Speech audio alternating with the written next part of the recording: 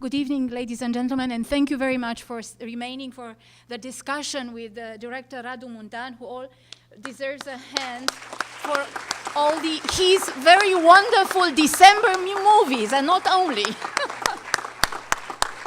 I have to confess that I only spent 3 minutes in the venue because I just entered this film I saw 3 times, and I don't know why, despite the fact that it has funny moments. Probably I was too old during the moments of '89 to find the film funny. It's extremely moving, so I only resisted for 3 minutes inside. I am Corina Șuteu, the director of the Romanian Cultural Institute, and I want to thank you all for coming during the 6th edition of the Romanian Film Festival in New York, organized by the Romanian Cultural Institute, the Film Society of Lincoln Center, and in collaboration with Transylvania International Film Festival. I'm here to just say a very brief word for the closing night, which is this evening, and to introduce to you the board of the festival. I will start with Mihai Kirilov, who is our artistic director and the one who, together with the team of the Romanian Cultural Institute, has really guided artistically the 5 editions, the 5 previous editions, and this one, Mihai Kirilov. I would have loved to continue with Oana Radu, whom you all can see, even though she's not on the stage, because she's really this kind of gorgeous woman that I never bring on stage in order to, of course, not feel too small. And Scott Foundas, the program director of the Film Society of Lincoln Center, the associate program director of the Film Society of Lincoln Center, who's a film critic and a great supporter of Romanian cinema, who also is part of the board of our festival. The only thing I have to say is that we are very happy, exhausted, but very happy, and we thank again the spirit of Alex Leo Șerban, the very dear friend who was an exceptional film critic who passed away this year, and to whom we dedicated this festival for having probably protected us and brought such an important crowd to this edition of the 6th Romanian Film Festival in New York. This is my closing remark. I will now let Radu Muntean and Scott Foundas have probably a very interesting discussion, a last discussion of this edition, and I'm also very curious to hear it. Radu and Scott.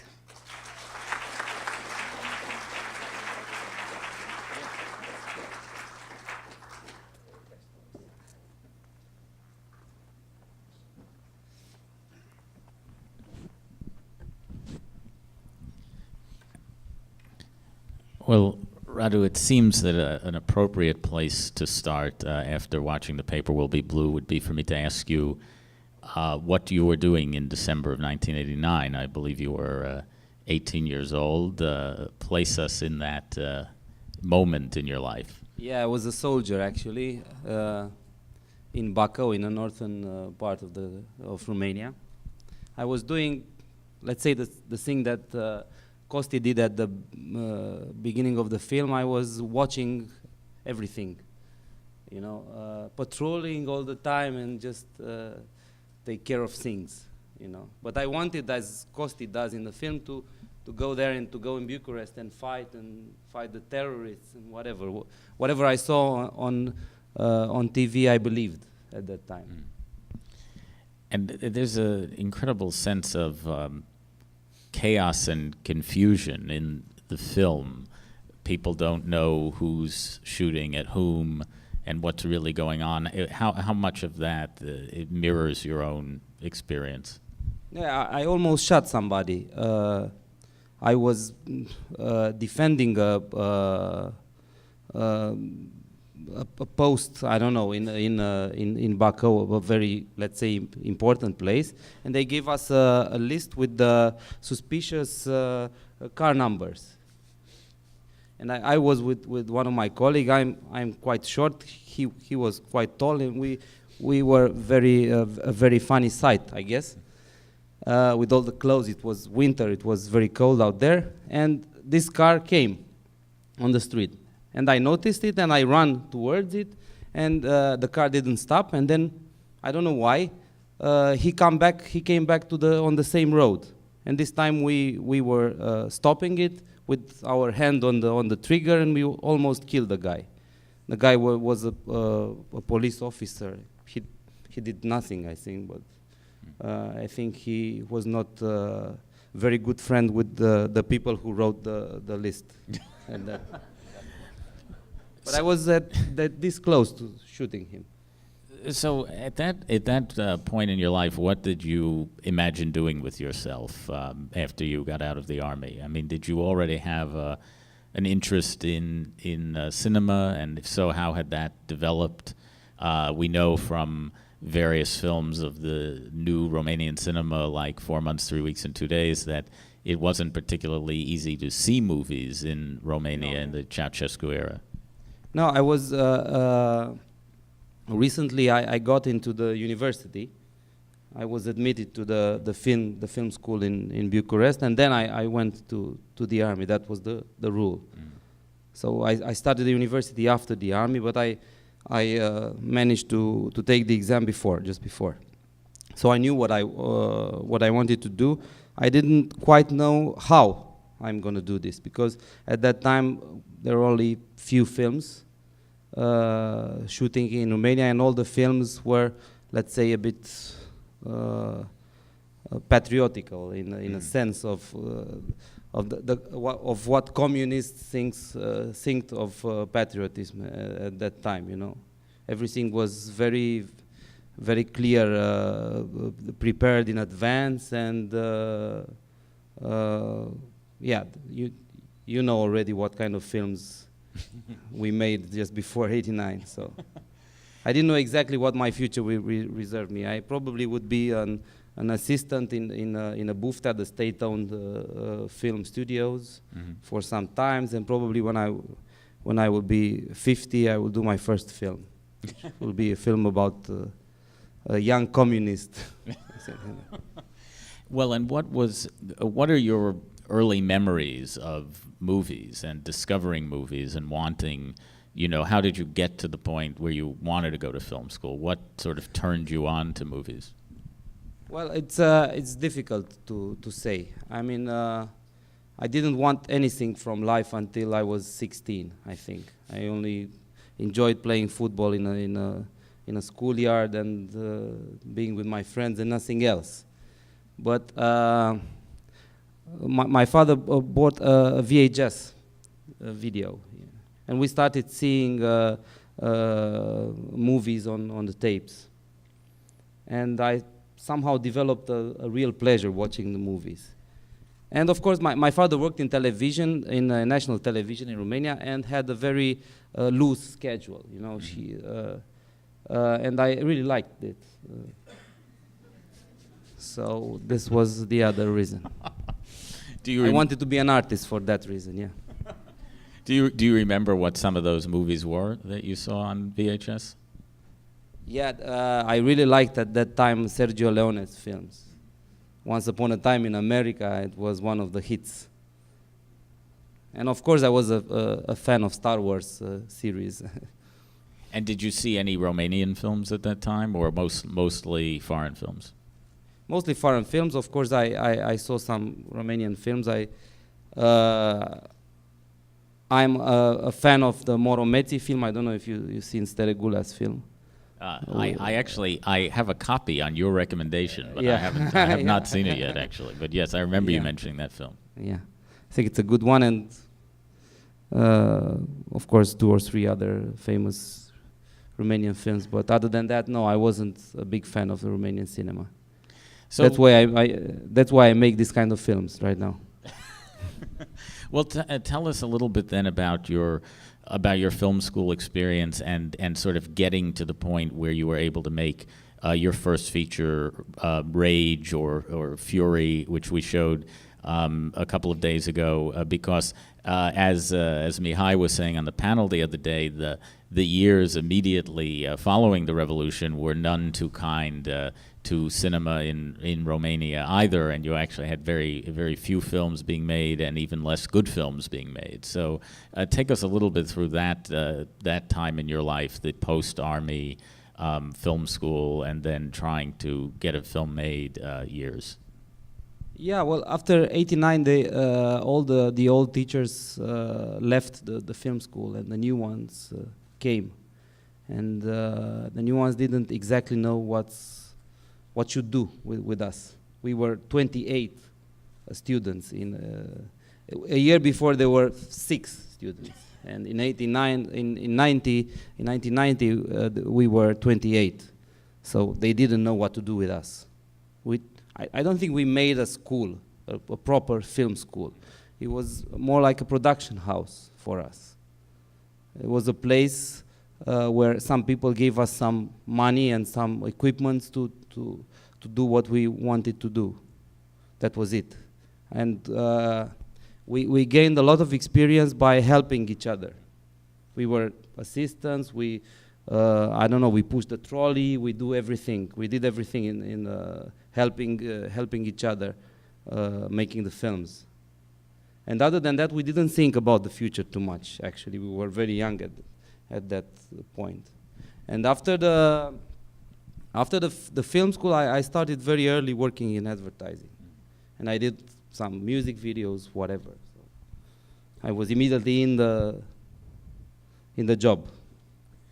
And how did it then come about to do a feature? And I think particularly Fury or Rage is a very interesting product of the new Romanian cinema because it's quite atypical. It's really a genre film. It's for people who haven't seen it. It's a story of 2 young guys who run afoul of a gangster. It's a kind of half serious, half comical action film that wouldn't seem out of place next to the films of Tarantino or maybe a movie like Trainspotting. And I actually think it's quite good of that school of cinema. But we don't think of that kind of movie coming from Romania, really. No, you're right. I mean, I was, as I told you, working in television, and I was developing a relationship with let's say the main TV station and the main studios in Romania. The biggest producer, which is Adrian Sârbu and ProTV, the main TV station, and I was desperate to make a film. And at one point he proposed me this: let's do a film, but I would really like to be an action feature. And I kind of took this compromise. So it was half the way I wanted with this film. It's something in this film that it's reflecting my problems at that time. I thought that in Romanian society in late 90s there was a lot of violence in the society, and this I wanted to put in the film. And of course it was the need of the producer to make an action film, to make viewers to start this kind of productions in Romania and in his production house. So it's this mixed that was at the starting point of the Rage. And did you think even at the time that this was not really the kind of cinema you were particularly interested in continuing to do? Did you see this as more of a stepping stone, and you imagined making a different kind of film? Yeah, I thought this at the beginning, but after a while, when I got involved in the production of the film, I started to think of only to focus on the film and only of what I want to do, and it was really a useful experience. I mean, it was a very hard film to produce in Romania at that time, logistically speaking, and a lot of extras, car chases, whatever. So it was a good experience. I met Andy, I met Dragoș Bucur and Dorina, the main actors. I worked with a non-professional guy which plays the bad guy in the film, which also was a useful experience. So yeah, it was okay. But if you ask me now, it's very important right now to start with the right kind of film. Maybe it was better to start with this film, actually. And after I finished The Rage, I immediately knew that my next films, I will try to control them from the beginning, from the idea to the idea of the poster. And this is 2002 that we're talking about. So it's 1 year after Stuff and Dough by Cristi Puiu. It's the same year as Christian Mungiu's Occident and Nye Karanfil's Philanthropy. Did you have any awareness of those films? Did you think of it at the time that, could you feel that something was stirring, that there seemed to be this, let's say, the very origins of what now is branded the new wave or the new Romanian cinema?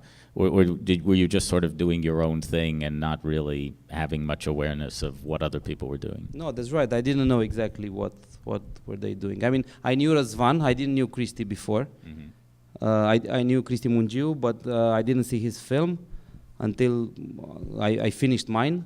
And I knew Răzvan. I knew he was working at some script, but also I didn't see Cristi Puiu's film until I was in post-production with my film. So we didn't have this knowledge about each other, I think. And you mentioned Răzvan Radulescu, who's been your screenplay collaborator on your subsequent films along with Alex Baciu. How did you first come to meet them and to decide to collaborate with them on what would become the film that we just saw? Well, I knew Răzvan before. I don't know exactly how we met first, but we worked together in a small company of screenwriters, which was a company, also a company of Media Pro Studios, that company. And after 4 years, I think I called him and I think, listen, I really want to work with you. Let's try to make a script. I have this idea. And he said, okay, let's do it. And I have also a friend, Alex Baciu. Let's meet the three of us and maybe we'll make a script. And we did already 3 films, and now we are working on the 4th. So we are really, we became good friends and we get along very well. And how exactly do you work together? I think it's something people are always curious about in a collaboration like that. Do you sit in a room writing together? Do you divide the script up into parts and then compare notes? How does it work? Well, until now I came with the idea because at the end I will shoot the film, so it has to be my starting point. Of course they have to agree on this idea. After that we discuss for a long time until we agree on a synopsis, a treatment. We know what's the story about, which are the scenes of the future script, and then we split the treatment in 3 parts, and everybody, each one of us is writing his own part. And in the end, we kind of glue the script together. We meet and we discuss every line, every word, or whatever. We read the script. And are there ever violent disagreements, or are you all pretty much on the same wavelength? No, of course we are not always on the same side. Of course there are some, not violent, but so we had some problems, especially on our last film, on Tuesday After Christmas. It was very hard because it was personal, and each of us had a different life experience, and it wasn't easy, actually. It wasn't easy, especially until the treatment was ready. That's the difficult part. But for example, this film we are working on now, it's getting really, really well. So it depends on the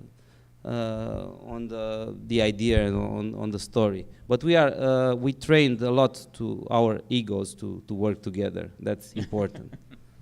Well, we have a couple of clips to look at, starting actually with one from the film we just saw, Paper Will Be Blue, but we're going to take a look at it, and then I want to ask you a couple more specific things about the film that we can see in this scene. So we'll take a look at that and then keep talking.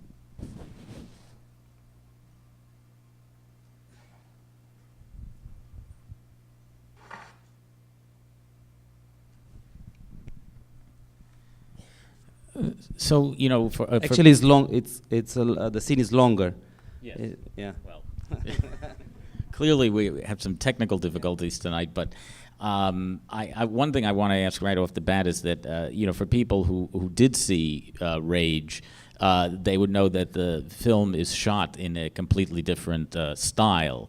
In fact, I think Rage has little, if any, handheld camera. It's shot very classically with lots of coverage and the camera on a dolly or a Steadicam, this kind of thing, and it has a very clean look to the image. So here you're shooting much more in long takes with a handheld camera and a sort of degraded look that's almost close to black and white at times, and then in your subsequent films you push even more the length of the shot. So can you talk a little bit about that kind of change in the shooting style, in addition to going from a kind of more genre film to a more personal film?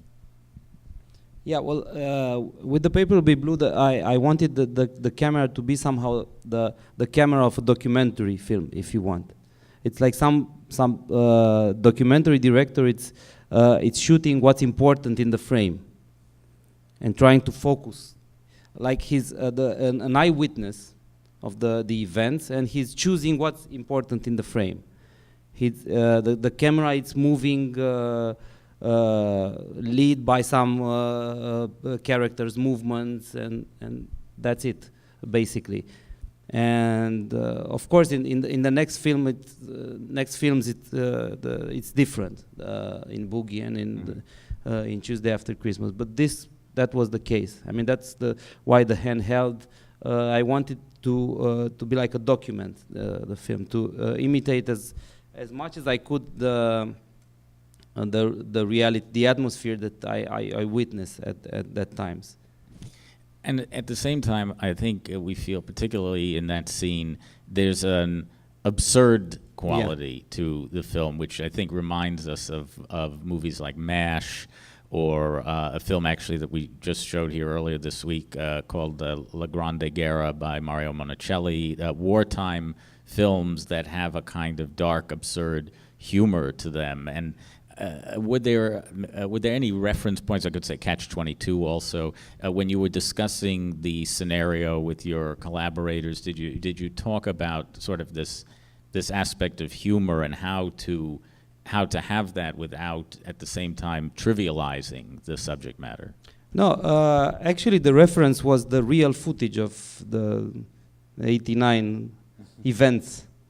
Really, I mean, what you see on the TV set, all over the film, it's real footage, and we saw, I think, 50 hours of we revisited actually, because we saw it 16 years ago, and we saw everything almost what was available about the revolution. And if you see those scenes, actually they're on bonus on the DVD. And if you see those scenes, you wouldn't believe they are not scripted. It's like a really bad play, theater play.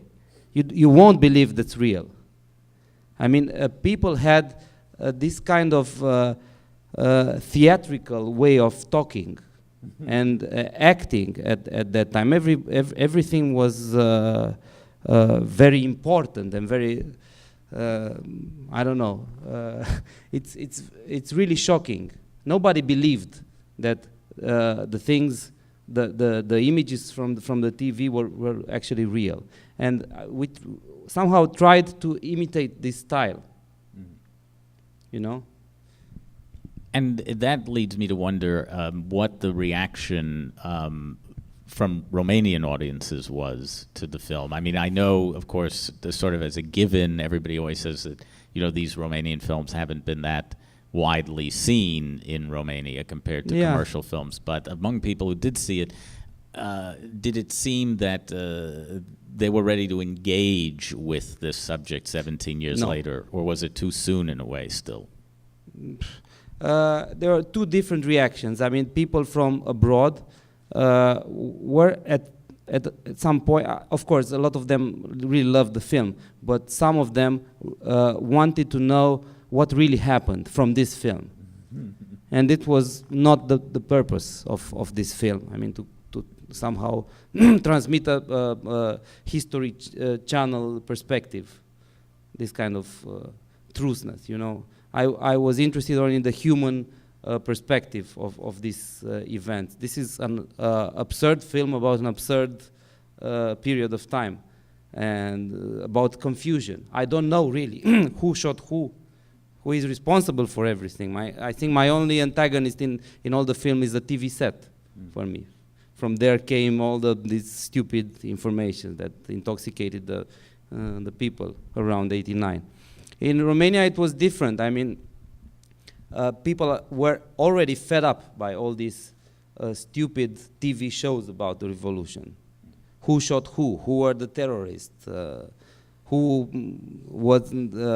side was the militia, the Securitate? I don't know. All these things, and I was not interested in this kind. I mean, on the personal level, I want to know, but I cannot make a film which will respond to those questions because I don't have all the informations, and I'm not interested in this.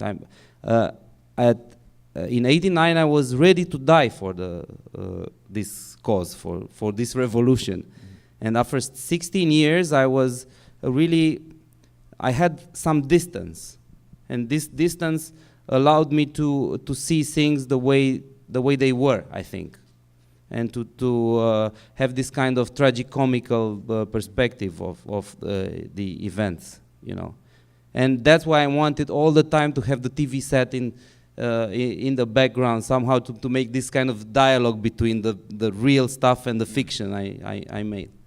And I'm just curious, on a logistical level, to what extent did you actually need the collaboration of the Romanian army to make this film because of the military hardware that we see in the movie, tanks and guns and men in uniform and that sort of thing? Yeah, that was crucial, actually. That was crucial, but unfortunately the contract with the army expired just one day before the final day of the shooting, which was the first and the last scene of the movie. We tried to shoot it at one point, and things were not working. I don't know. It was a mistake from the guys with the pyrotechnical equipment. The shots, it wasn't working. It was a logistical nightmare the first day, and then we said, okay, we're gonna reshoot it. But the army said, okay, but the contract is ready. We won't help you anymore. And we had to rent some uniforms and some tanks from the museum of the army with the cranes. We took the tanks with the cranes. It was really funny. But in the end of course we needed the collaboration of the national television, because we really made some mess over there.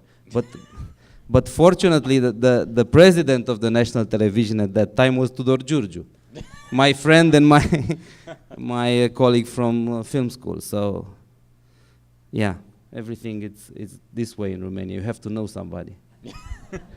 Well, as they say, and now for something completely different. Your next film, Boogie, is a very intimate film, a relationship film, and I think maybe I personally feel very strong fondness for this film, because it reminds me very much of friends of mine that I knew in my college years and just after. Not you, I mean.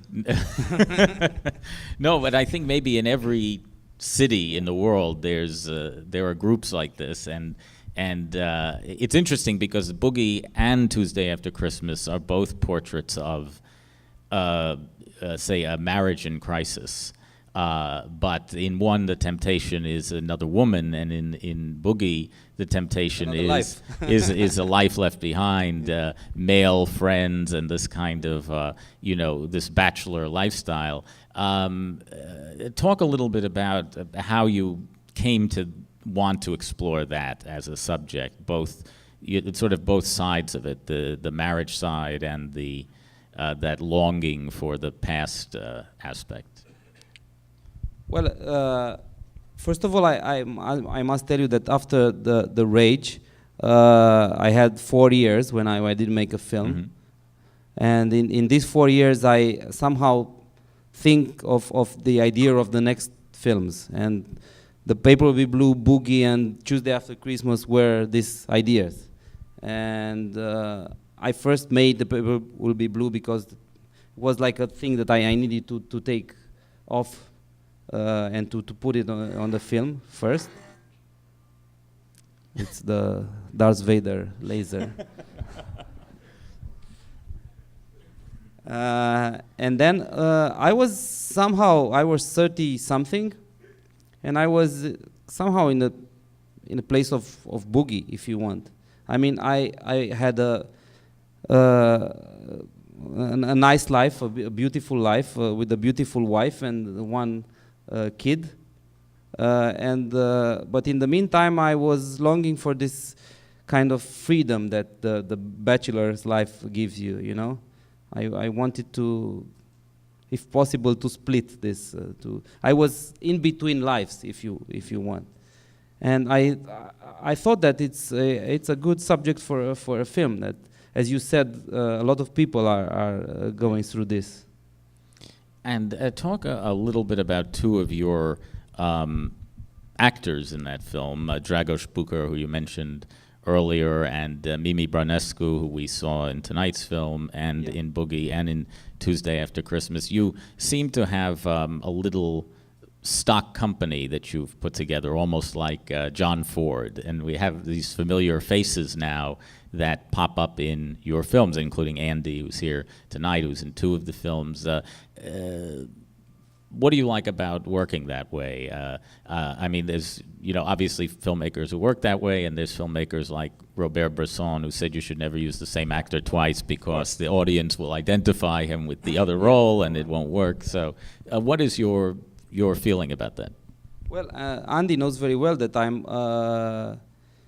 I like casting the old-fashioned way. I mean, for each part, I'm giving them some pages of the script, and we try to make the best of them. And Andy was actually one of the actors that I wanted for the part in Boogie, and he was at the casting with Dragoș Bucur and with Mimi. Mimi was casted for the main part initially. And it was interesting for me how the way Dragoș and Ana Maria worked together. I mean, the chemistry between them made me to choose Dragoș for the main part, actually. Do you ever write with specific actors in mind? Yes, but anyhow, at the end, when I do the casting, I put them to play, to act. I mean, I'm not saying you have the part without doing this. Right.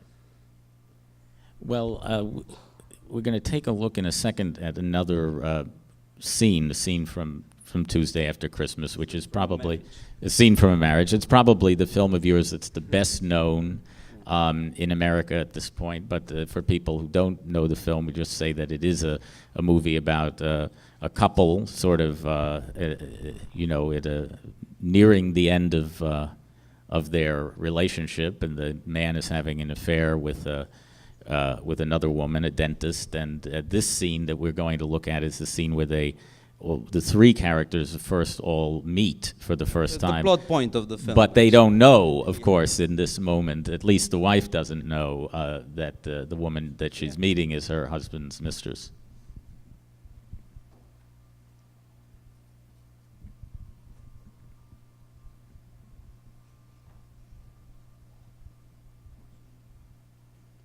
not this one.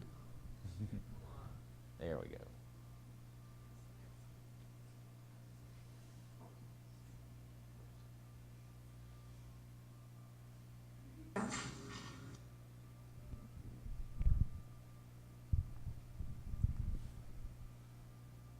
You know, a visit to the dentist is anxiety-inducing enough, but when you add adultery into the equation, it just becomes something altogether nail-biting. There's 1,000 things I could ask you about that movie, but since we're actually already almost running out of time, I thought that it'd be interesting to ask you as a filmmaker about this idea that came up on our critics panel the other day about a kind of neorealist movement in the Romanian cinema, that in some way these new Romanian films are related to the Italian post-war neorealism in terms of wanting to reproduce reality in a fictional context. And because you made the choice to shoot Tuesday After Christmas in these long, real-time, single-camera takes, it kind of feeds into that idea a little bit of wanting to reproduce reality or to document reality in some way. Can you talk about why you wanted to shoot this story that way, and whether you see this as a kind of a characteristic of what's happening in Romanian cinema right now, if this is something, an interest shared by your fellow filmmakers? Well, I really don't know about this. I mean, I witnessed a lot of panels about Romanian cinema, and I'm not in a position of saying if I am related with who, and if we are, I don't think we are a group. I think we're individualities. Of course, there's some similarities in our film. I think our films are somehow a reaction to the old kind of cinema. I don't think we are anyhow related with the neorealism with the Italian neorealism, but maybe we are, but I don't know. It's the job of the critics to say this.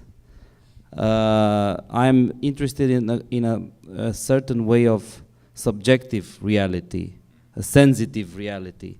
I am, as I said at the Q&A of Tuesday After Christmas, I'm interested in making the film personal to the audience. It's personal to me when I directed it, and if somehow it travels from the screen inside of the viewer somehow, and the viewer feels like it's a personal story to him, my job is done. I mean, the greatest compliment that I received, actually, when I made Boogie from somebody, was, I really liked the movie, but I didn't understand what you were doing at the shooting. Okay, it's okay for me. I mean,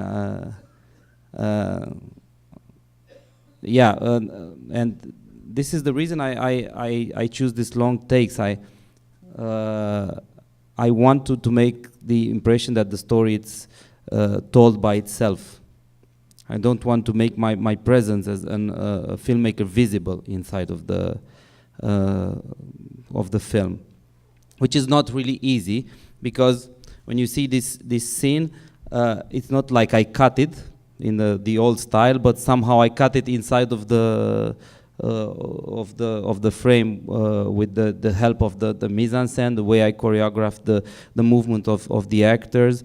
I tried to focus the attention of the viewer at some part of the screens, you know, which is really very interesting for me to do.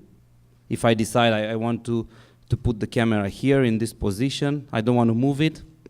I just want to be as invisible as I can be, as an maybe more discreet eyewitness that it was in The Paper Will Be Blue, and to try to make the actors moved in a way that I can somehow isolate it, Paul, the main character, or I don't know, by timing of the lines, put the focus on other character, on Raluca, on the dentist, or whatever, or by framing only Raluca and the other characters without the head, putting the focus on her and on the pressure that she had on that moment.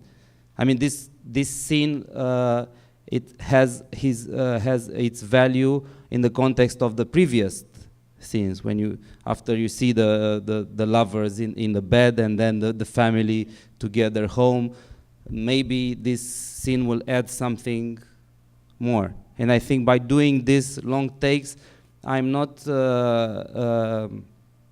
how can I say, the tension is not in the scene, but at the end of the film, it accumulates the tensions of each scene one by one. That's what I wanted to do. I don't know if I succeeded, but that's the... Well, Radu Muntean, it's been a real pleasure. I want to tell the audience that the little surprise we have here at the end of this event is that you mentioned earlier that you began working in advertising. You continue to work in advertising, including having directed for several years the official trailer for the Transylvania International Film Festival, which always have a kind of movie parody theme to them, and they're really delightful. And for people who have not had the pleasure of going to the Transylvania International Film Festival, although we highly recommend it, we're going to now, before we wrap up, show a few of those, and afterwards invite everybody to please join us in the Furman Gallery outside for a drink in celebration of Radu and the 6th Romanian Film Festival here in New York. So let's take a look. Thank you.